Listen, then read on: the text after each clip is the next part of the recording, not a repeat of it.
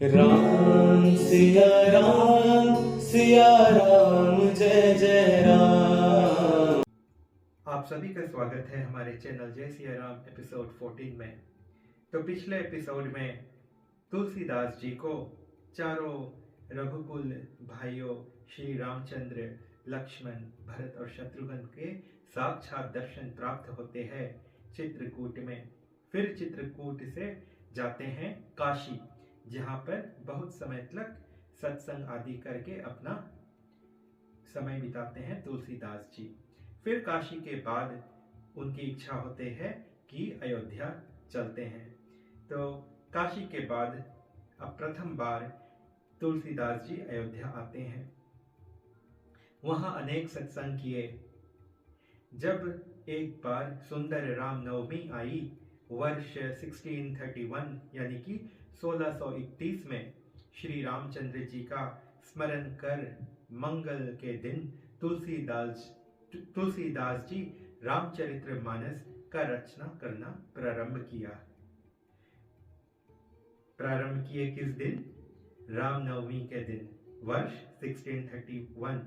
और कौन सा दिन था? मंगलवार का दिन। इसीलिए मंगलवार बहुत ही विशेष दिन होता है। जो लोग रामायण पाठ आदि करते हैं तो मंगलवार के दिन महावीर जी का स्मरण करके रामायण आदि का पाठ किया जाता है, क्योंकि इसी दिन रामायण की रचना करना प्रारंभ किए थे तुलसीदास जी। वहीं अयोध्या में कुछ दिन रहे और बालकांड पूरा करके फिर प्रसन्नतापूर्वक काशी को वापस गए। बालकांड यानी कि जो पहला अध्याय रामायण का जो चैप्टर बोलते हैं उसका पूरा करके तो फिर वहां से वापस काशी को जाते हैं। काशी में कुछ कठिन स्थिति उत्पन्न हुए। पहले कोई विद्वान पंडित काशी में जीतने के लिए विवाद संवाद आदि करते हैं, पर तुलसीदास जी ने अपने ज्ञान का प्रयोग कर उस पंडित को शांत कर दिया। वैसे तो ये बहुत ही लंबी कथा होगी, पर इसे संक्षिप्त में बोलते हैं, इन शॉर्ट फॉर्म यानी कि समराइज करके। वह पंडित उनके चरणों में गिर पड़ते हैं और स्वयं तुलसीदास जी के शिष्य बन जाते हैं। ऐसा घटनाओं से प्रतिदिन तुलसीदास जी का सुयश और भी बढ़ता गया। फिर एक दिन एक चेतकी यक्षिणी के साथ वहां आते हैं। चेतकी मतलब जादूगर, जैसे कि इंद्रजाल करने वाला। और यक्षिणी जो होती है वो बहुत ही शक्तिशाली होती हैं। चेतकी और यक्षिणी ऐसे बहुत सारे परिस्थिति उत्पन्न करते हैं अपने दुष्कृत्यों से कि काशी के सभी साधुओं का कंठमाला तुड़वाने और उनके तिलक धुलवाने का नौबत आ जाता है।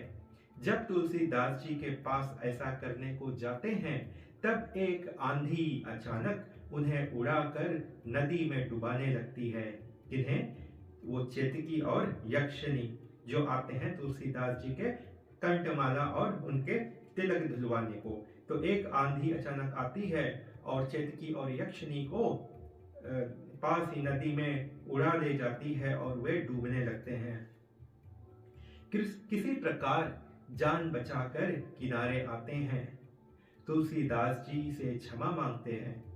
तुलसीदास जी दंड सुनाते हैं कि 1 वर्ष तक साधुओं के झूठन खाओ और उन्हीं की सेवा करो, तब पवित्र होगे। तुलसीदास जी ने दंड के नाम पर उन पे विशेष कृपा किया। असल में ये चेतकी और यक्षिणी के उद्धार का सन्मार्ग ही था। बोलते हैं कि जैसा संगत वैसा ही रंगत। अगर संतों के बीच रहकर सत्संग की प्राप्ति होती रहे तो उसका प्रभाव अवश्य ही हितकारी, शुभ और मंगल होता है। और सत्संग से जो ज्ञान में बढ़ंती और हरि कृपा की प्राप्ति हो तो व्यक्ति अवश्य ही धर्म के मार्ग पर चलने को आतुर होगा। यही प्रभाव चेतकी और यक्षिणी का हुआ। दोनों पवित्र हुए और श्री राम जी के भक्त हुए।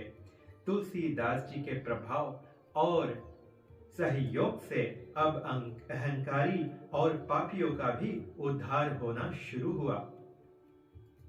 जय सिया राम। जय Siya Ram. In the previous episode, Tulsidas ji attains the divine darshan of the four Raghukul brothers, as in Ram, Lakshman, Bharat and Shatrughan. This was in Chitrakoot. From Chitrakoot, he proceeds to Kashi, where he conducts lots of satsang and discourses, etc. And then from there, he decides to go to Ayodhya. Ayodhya as in the divine city of Lord Shri Ram. He arrives in Ayodhya and then he spends his time there. He conducts various satsangs, as in spiritual discourse or sacred gatherings. On one occasion of Ram Navami in year 1631, he initiated scripting the Sri Ramcharitra-manas. He completed the Balkand, which is the first chapter of the holy divine book. After this, he returns to Kashi. Now, he's spending more time in Kashi, and then suddenly new challenges started to come up. A well-established and a highly knowledgeable Pandit, Pandit meaning an expert in a particular field whose opinions is highly respected. So this Pandit comes in Kashi with his utmost ego and the intent to debate and win and prove his greatness and establish his high rank and standing as a high-profile personality in Kashi. However, with the Gyan as in knowledge, Tulsidas ji made this Pandit speechless, and he realized and got over his obsession and illusions. That Pandit falls onto the feet of Tulsidas ji and becomes his disciple. Time went by. Then, after some time, comes a Chetki with a Yakshini. Now, Chetki meaning a magician, and Yakshini is a class of female supernatural spirit that are different from Devas and Asuras. Devas, as in the divine beings or the demigods, and Asuras are the demonic and evil-natured as from the Vedic era. Together, the Chetki and Yakshini create havoc.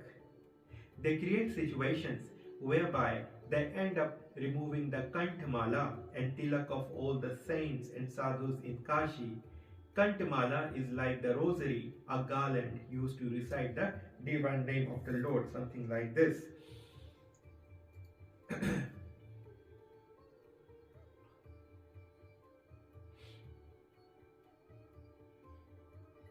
And Tilak is the sacred mark or the paste applied on the forehead, which is like a sectarian mark.